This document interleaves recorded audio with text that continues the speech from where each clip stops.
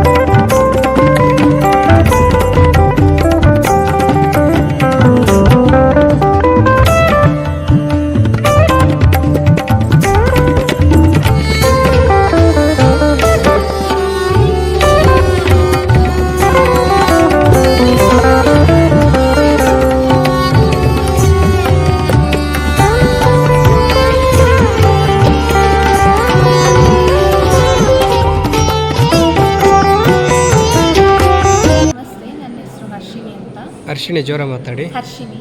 Okay, ಇವಾಗ ಏನು event ನಡೀತಾ ಇದೆ ಹೇಳಿ ಮೇಡಮ್? ಇದು ಶಿವತಾಂಡವ ನೃತ್ಯ ಅಂತ. ಸೊ ನಾವು ಟೋಟಲಾಗಿ ಇದು ವರ್ಲ್ಡ್ ವೈಡ್ ಮೆಗಾ ಇವೆಂಟ್. 14,500 ಜನ, 14,500 members all over the world participate ಮಾಡ್ತಾ ಇದ್ದೀವಿ. ಆ್ಯಂಡ್ ಲೈವಲ್ಲಿ ಕಾಶಿಯಲ್ಲಿ 6,000 ಮೆಂಬರ್ಸ್ ಮಾಡ್ತಾ ಇದ್ದಾರೆ.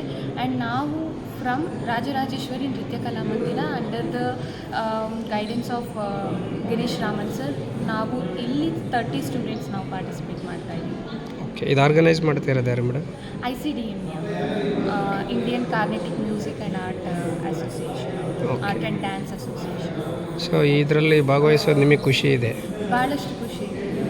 ವರ್ಲ್ಡ್ ರೆಕಾರ್ಡ್ ಏನೋ ಮಾಡ್ತಿದ್ದೀರಿ? ಹಾಂ ಸರ್, 10 ಮೆಗಾ ವರ್ಲ್ಡ್ ರೆಕಾರ್ಡ್ಸ್ನ ಬ್ರೇಕ್ ಮಾಡಬೇಕು. ಓಕೆ, ನೀವೇನು ತಯಾರಿ ಮಾಡ್ಕೊಂಡಿದ್ದೀರಿ? ಸರ್ ನಾವು ಸುಮಾರು 4 ತಿಂಗಳು 5 ತಿಂಗಳು ಆಗಿದೆ. ಪ್ರತಿದಿನ ಬಂದುಬಿಟ್ಟು ನಾವು ಇಲ್ಲಿ ಪ್ರಾಕ್ಟೀಸ್ ಮಾಡ್ತಾ ಇದ್ದೀವಿ. ಸೊ ಚೆನ್ನಾಗೇ ಮಾಡ್ಕೊಂಡಿದ್ದೀವಿ, ಎಲ್ಲ ಡೆಡಿಕೇಟೆಡಾಗಿ ಮಾಡ್ತೀವಿ. ಏನು ವಿಶೇಷ ಇರುತ್ತೆ ಮೇಡಮ್ ಇದರಲ್ಲಿ? ವಿಶೇಷ ಏನಿರುತ್ತೆ ನೃತ್ಯದಲ್ಲಿ? ನೃತ್ಯದಲ್ಲಿ ಅಂದರೆ ಅದು ನಮ್ಮ ಮನಸ್ಸಿಗೆ ಕೊಡೋ ಆನಂದ.